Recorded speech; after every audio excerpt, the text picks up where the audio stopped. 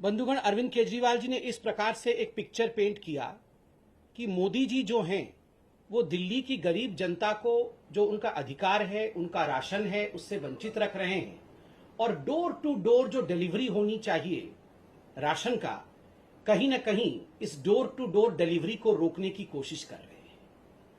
मित्रों, ऐसा नहीं है। हकीकत क्या है, पहले तो मैं आपको बताना चाहूंगा कि मोदी जी ने अर्थात केंद्र सरकार ने दिल्ली की लगभग 72.78 लाख लोग जो नेशनल फूड सिक्योरिटी एक्ट के अंतर्गत आते हैं, उनके लिए मोदी जी ने क्या किया है और क्या दिया है जहां तक राशन का संबंध है। देखिए, दो स्कीम है अभी। एक स्कीम है नेशनल फूड सिक्योरिटी एक्ट, जिसको NFSA कहते हैं, और दूसरा स्कीम है प्रधानमंत्री गरीब कल्याण योजना। आप जानते हैं मोदी जी पूरे हिंदुस्तान के 80 करोड़ जनता को मुफ्त राशन मुहैया करा रहे हैं कोविड के समय में। तो ये दो स्कीम के अंतर्गत दिल्ली में भी जो गरीब बंधु हैं, उनको भी, जो मजदूर हैं, जिनको आवश्यकता है, उनको भी मोदी जी राशन पहुंचा रहे हैं। कितना राशन अभी तक पहुंचाया गया है और कितना पहुंचा है, इसका हिसाब किताब हम देंगे। देखिए, याद रखिए, भारतीय जनता पार्टी हिसाब किताब में विश्वास रखती है, ड्रामा में नहीं। हम चाहते हैं कि हकीकत आपके सामने जाए।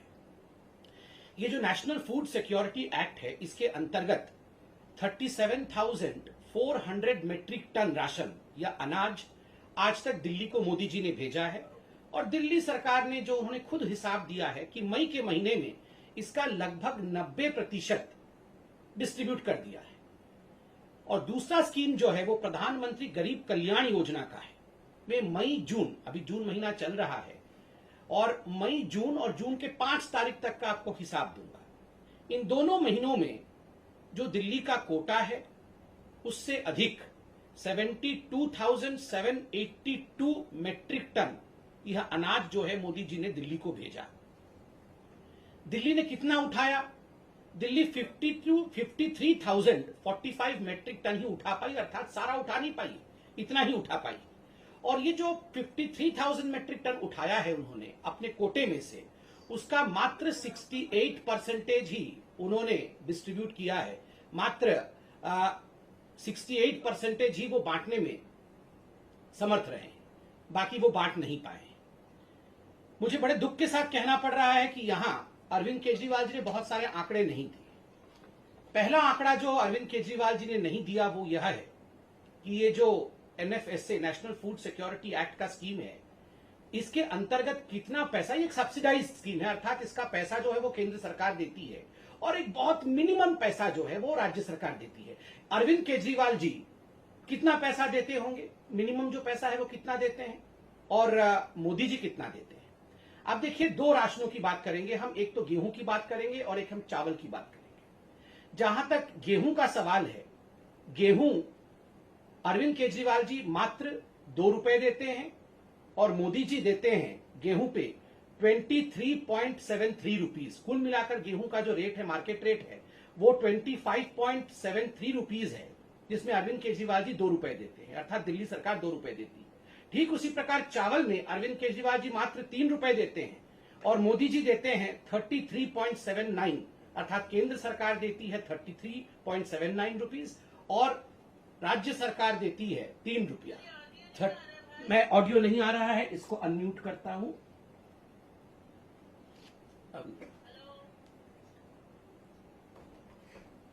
तो स्वाभाविक रूप से आप देखिए, जो अधिकांश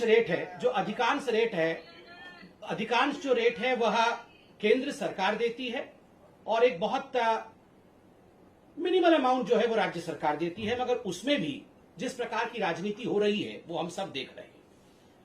बंधुगण, ये जो नेशनल फूड सिक्योरिटी एक्ट है, यह एक राष्ट्रीय स्कीम है, यह एक नेशनल स्कीम है।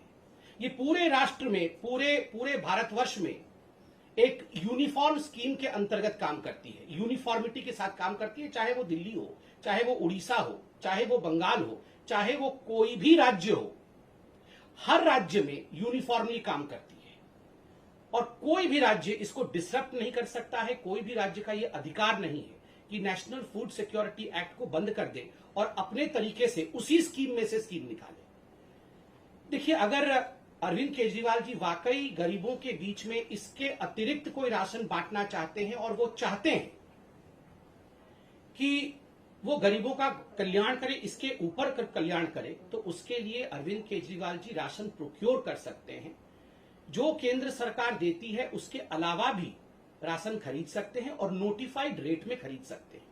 अर्थात जो रेट मैंने आपको कहा उस रेट के अलावा भी, उस रेट के अलग भी, जिस रेट में बंगाल को मिलेगा, जिस रेट में झारखंड को मिलेगा, जिस रेट में उड़ीसा को मिलेगा, जिस रेट में उत्तर प्रदेश को मिलेगा, उस रेट में भी अनाज खरीद करके वो अलग से अपनी स्कीम चला सकते हैं। वो उसका कोई भी नामांकन रख सकते हैं। इसमें किसी प्रकार की कोई आपत्ति ना तो केंद्र सरकार को होगी, ना तो किसी को आपत्ति होगी।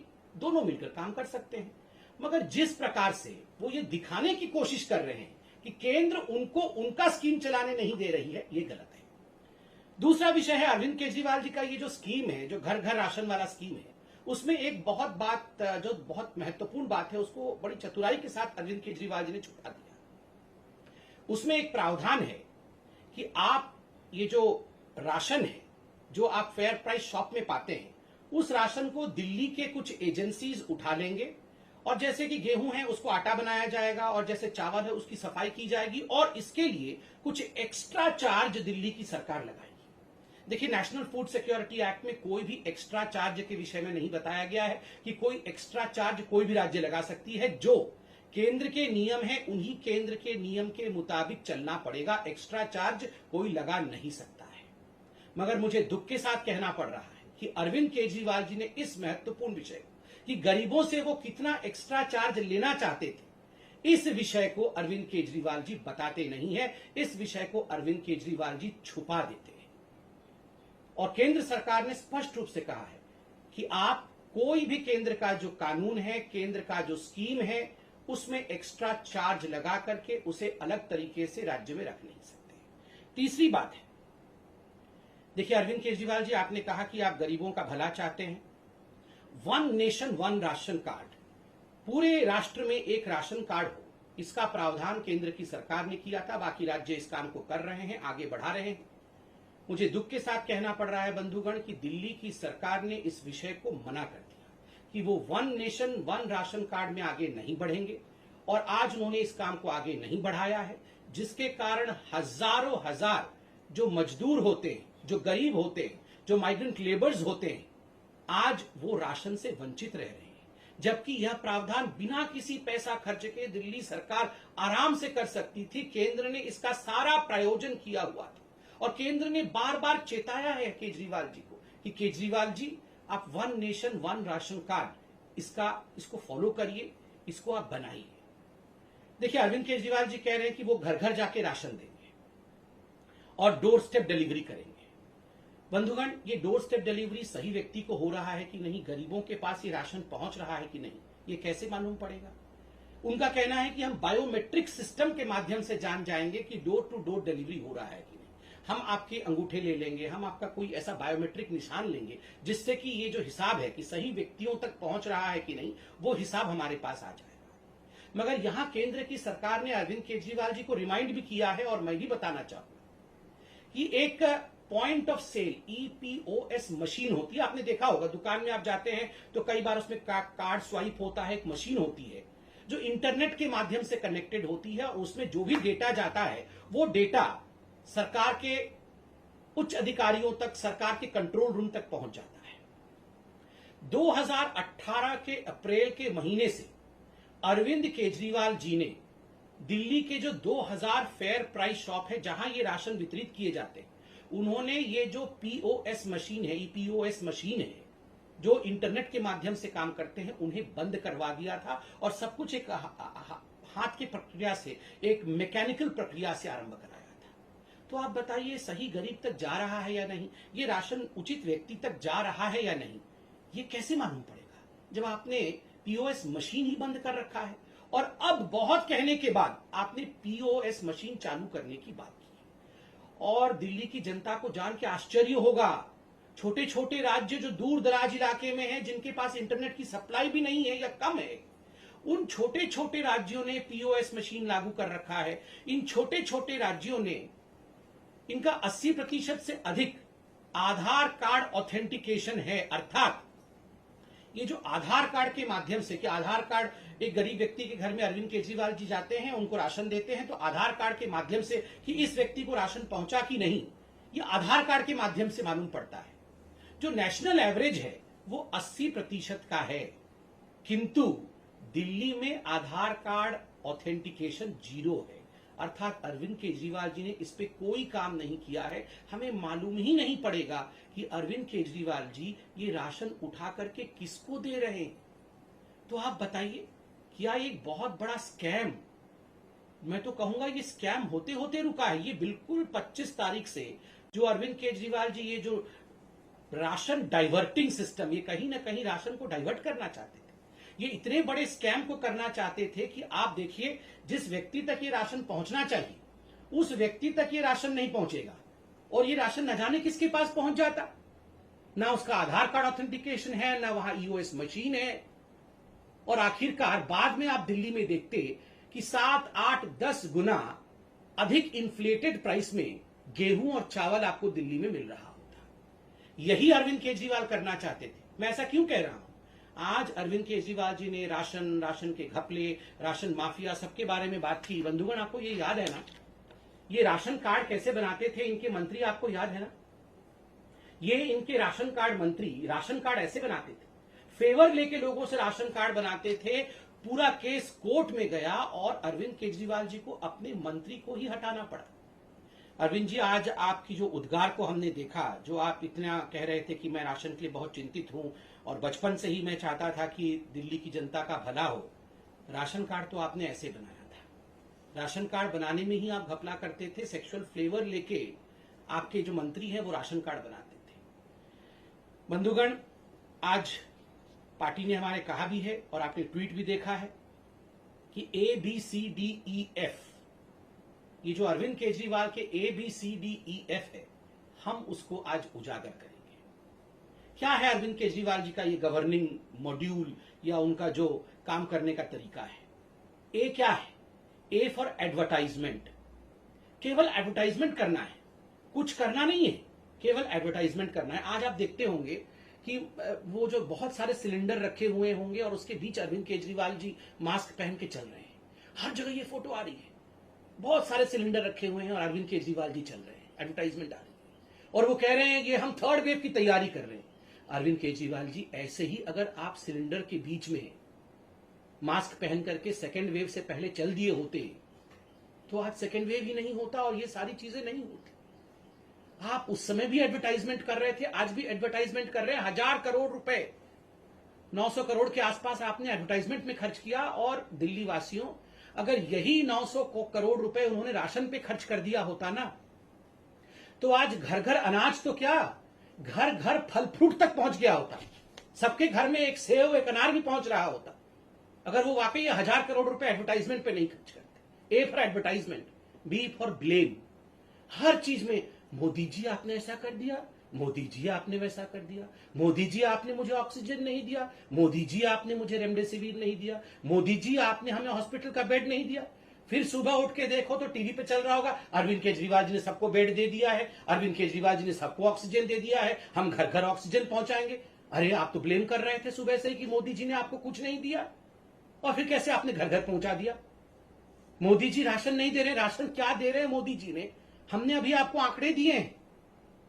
मोदी जी 25 रुपए दे रहे हैं, आप 2 रुपए दे रहे हैं। मोदी जी 33 रुपए दे रहे हैं, आप 3 रुपए दे रहे हैं। और उसके बाद भी आप इतनी जोर आवाज कर रहे हैं, जबकि जो भी आपका ड्यू है वो ड्यू आपको मई और जून के महीने का वो दे दिया गया है, आप उसे डिस्ट्रीब्यूट नहीं कर पा रहे हैं। फिर भी B for blame, A for advertisement and B for blame. C for credit. हर चीज में क्रेडिट लेना है जी इनको, बस क्रेडिट। सुबह से उठकर दोनों भाई अरविंद केजरीवाल और मनीष सिसोदिया 2 डायरेक्शन में निकल जाते हैं, क्रेडिट लेने की डायरेक्शन। अरे आप तो खुद ही बोलते हैं हमें काम करने नहीं दिया जा रहा है, कोई भी नहीं चाहता है कि दिल्ली सरकार काम करे। मोदी जी आपको सारे अड़ंगे अटका के रखे हुए हैं, कोई भी आपको आगे नहीं बढ़ने दे रहा है, फिर कई चीज की क्रेडिट ले लेते हैं जी। मोहल्ला क्लिनिक खोल दिया जी हमने, पूरे विश्व का सबसे बड़ा मोहल्ला क्लिनिक है। आप देखिए हर गली कोने में मोहल्ला क्लिनिक है। इतना क्रेडिट लिया आपने, फिर निकला क्या? खोदा पहाड़ निकली चुहिया। वो मोहल्ला क्लिनिक का क्या हो रहा है जी, आप बताइए। और तो और मैं तो आपको एक पूरा जजमेंट भी पढ़ के सुनाऊंगा। पहले एबीसीडी कंप्लीट कर। C for credit, A for advertisement, B for blame, D drama. आज पता नहीं किस, मैं तो मोदी जी आप देखिए लड़ने का समय ही नहीं है जी। हम सबको मिलके काम करना चाहिए जी। हम किसी भी विषय में मैं राजनीति नहीं करता हूं। अरे अरविंद केजरीवाल जी, हर विषय में आप केवल राजनीति करते हैं। सुबह से शाम तक राजनीति, सर्जिकल स्ट्राइक हो तो राजनीति। 26 जनवरी के समय तो आप रजाई ओढ़ के लेटे हुए थे। आपको याद है ना राजपथ पे कैसे रजाई ओढ़ के लेटे हुए थे कि 26 जनवरी तक नहीं होने दूंगा। और आप बोल रहे हैं आप राजनीति नहीं करते हैं। हर चीज में राजनीति करते हैं। वैक्सीन में राजनीति, राशन में राजनीति, ऑक्सीजन में राजनीति, बेड में राजनीति, वेंटिलेटर में राजनीति, हर चीज में राजनीति करते हैं। और फिर ऐसा ड्रामा करते हैं कि मैं तो कुछ नहीं करता हूं जी, वो सारा कुछ मोदी जी मुझे नहीं करने दे रहे हैं। और E, A B C D, D तक तो हो गया। ई एक्सक्यूजेस, बहाने। हर चीज में आप बहाने देख लीजिए, हर चीज में बहाने देख लीजिए। जब आज स्पष्ट रूप से आपको सरकार ने कहा है कि आप घर घर राशन देना चाहते हैं, स्वागत है। अनाज है, गोदाम में अनाज है, आप आए, अनाज खरीदें। और जिस प्रकार भी मुख्यमंत्री घर घर योजना चलाना चाहते हैं, केजरीवाल जी घर घर योजना चलाना चाहते हैं, कौन रोक सकता है जी आपको? आप आइए, गोदाम से जो नोटिफाइड रेट है उसमें खरीदिए, खरीद के जाके घर घर बांटिए, कोई आपत्ति नहीं है। नहीं, जो मोदी जी दे रहे हैं उसी में अड़ंगा फंसाना है और फिर बाद में रोना भी है, एक्सक्यूज भी ढूंढना है कि देखो जी मोदी जी ने नहीं करने दिया। अपना सारा पैसा एडवर्टाइजमेंट पे खर्च कर देना है।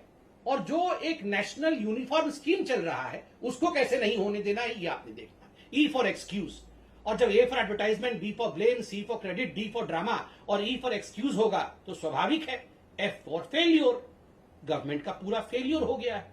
ना एक हॉस्पिटल बनाया, ना कोई इंफ्रास्ट्रक्चर बनाया, ना वेंटिलेटर प्रोक्योर किया, ना ऑक्सीजन प्लांट बनाए। कभी कहते हैं इस महीने में 44 ऑक्सीजन प्लांट बन जाएगा, उसके अगले दिन कहते हैं 84 बना देंगे जी। मतलब क्या मजाक बना के रखा हुआ है? बन तो एक भी नहीं रहा है। कभी 44 बना देंगे, कभी 64 बना देंगे, कभी 84 बना देंगे, फिर सुबह आके मोदी जी ने बनाने नहीं दिया। तो अरविंद केजरीवाल जी, ये A B C D E F के ड्रामा को बंद करिए। और मैं एक विषय भी आपके सामने केजरीवाल जी रखना चाहता हूं। आज आपने एक ऐसी बात कही जो आपको शायद नहीं कहना चाहिए था। देखिए केजरीवाल जी, आपने कहा कि ये जो दुकानदार है ये सुपर स्प्रेडर है। बिल्कुल नहीं है जी। ये दुकानदार हमारे रीढ़ की हड्डी हैं। दिल्ली में जितने भी दुकानदार हैं, मैं तो उनके पैर को छू के नमस्कार करता हूं जी। बीजेपी तो उनके पैर को छू के नमस्कार करती है। ये दुकानदार हमारे बच्चों को, हमें राशन देते हैं। कोरोना के समय बेचारे इतने दिन तक लॉकडाउन में रहे हैं, आप इनको कह रहे हैं कि ये सुपर स्प्रेडर है और ये हमारे बच्चों को मार डालेंगे। हमारे दुकानदार हमारे बच्चों को क्यों मार डालेंगे भला? आपने कहा कि माँ बाप दुकानों में आ जाएंगे और फिर माँ बाप को कोरोना हो जाएगा और फिर हमारे बच्चों को। आप डराते क्यों हैं लोगों को? क्यों डराते हैं? ये अनलॉक की प्रक्रिया तो आप अपने हिसाब से चला रहे हैं, ऑड इवन नंबर करके। फिर आपने ये स्टेटमेंट क्यों दिया कि ये दुकानदार जो है वो सुपर स्प्रेडर है? कोई दुकानदार सुपर स्प्रेडर नहीं है। वो अपना व्यवसाय कर रहा है, कानून को पालन करके कर रहा है, मास्क पहन के कर रहा है, डिस्टेंसिंग के साथ कर रहा है। और दुकानदारों को गाली मत दीजिए। जो लोग बॉर्डर में बैठे हुए हैं, जो लोग वहां पर धरना प्रदर्शन कर रहे हैं, पुतले फूक रहे हैं, वो सुपर स्प्रेडर नहीं है। ये बेचारे दुकानदार जो है ये सुपर स्प्रेडर बन गए। मुझे लगता है इस प्रकार की भाषा का प्रयोग अरविंद केजरीवाल जी को बिल्कुल नहीं करना चाहिए। और देखिए अरविंद केजरीवाल जी, आज तो मैं धन्यवाद देता हूं कि जिस प्रकार से केंद्र सरकार ने एक बहुत बड़े स्कैम को होने से रोक लिया, बहुत बड़े स्कैम को होने से रोक लिया। और वो स्कैम था कि आप ये सारा का सारा जो गोदाम से डाइवर्ट करने वाले थे अनाज गरीबों के नाम पर, और इसका स्कैम करने वाले थे, आज वो स्कैम होने से रुक गया है। मुझे लगता है ये दिल्ली की जनता के लिए बहुत राहत का विषय है। बहुत बहुत धन्यवाद। कैसे करें? उनका सवाल कैसे ले? अब उनको लिया है क्या? वो उसको ला, वो म्यूट ही था ना। आपको बोला था वो लगाने। आप लिया ये बोला, मैं उनसे सवाल पूछता हूँ।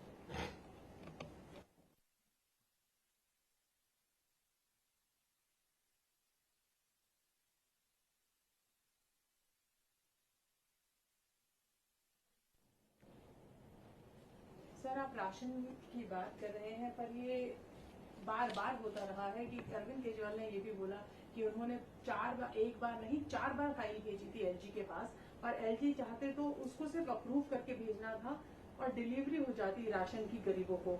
सेंट्रल गवर्नमेंट बार बार इसमें अड़ंगा लाती है, काम नहीं करने देती। ये बार बार उनका हमेशा से वो एलिगेशंस लेवल करते रहे हैं, बट लोग जो है उनको आम भाषा समझ आती है। उन्हें समझ आता है कि दिल्ली गवर्नमेंट ने एक फाइल भेजी, एलजी ने उसे रिफ्यूज कर दिया, तो ये नहीं देना चाहते। टेक्निकलिटी इसमें हालांकि बहुत होती है। तो कैसे बीजेपी इंश्योर करेगी कि फैक्ट्स एकदम लोगों के सामने रखे, ताकि दूध का दूध और पानी का पानी हो?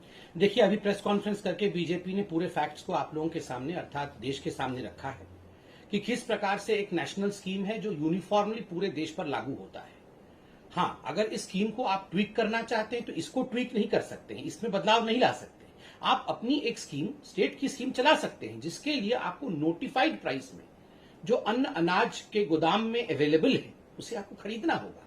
उसमें किसी प्रकार की ना परमिशन की आवश्यकता है और किसी प्रकार की ना अड़चन होने वाली है। मगर आप अगर ये कहेंगे कि जो एक यूनिफॉर्म स्कीम पूरे भारतवर्ष में चल रहा है, उस यूनिफॉर्म स्कीम के साथ आप छेड़छाड़ करेंगे और उस यूनिफॉर्म स्कीम में जहां चेक्स एंड बैलेंसेस और ट्रांसपेरेंसी नहीं है, आपके पास ना तो आधार की ऑथेंटिकेशन है, ना आपके पास पीओएस की मशीन है, और ना ही आप डिस्ट्रीब्यूशन सिस्टम में एक्स्ट्रा चार्ज क्या लगा रहे हैं ये बता सकते हैं, तो आप ये सब कैसे कर सकते हैं? और ये बिल्कुल एक बहुत वाजिब प्रश्न है जो केंद्र सरकार ने पूछा है। मुझे लगता है बिना उत्तर दिए अरविंद केजरीवाल जी को इस प्रकार से राजनीति नहीं करनी चाहिए। सर, एक सवाल मेरा है। अरविंद केजरीवाल ने कहा है वो थर्ड वेव के लिए तैयार है। सेंट्रल गवर्नमेंट को हमेशा इंटरवीन करना पड़ा है जब जब कोविड की सिचुएशन दिल्ली में खराब हुई है।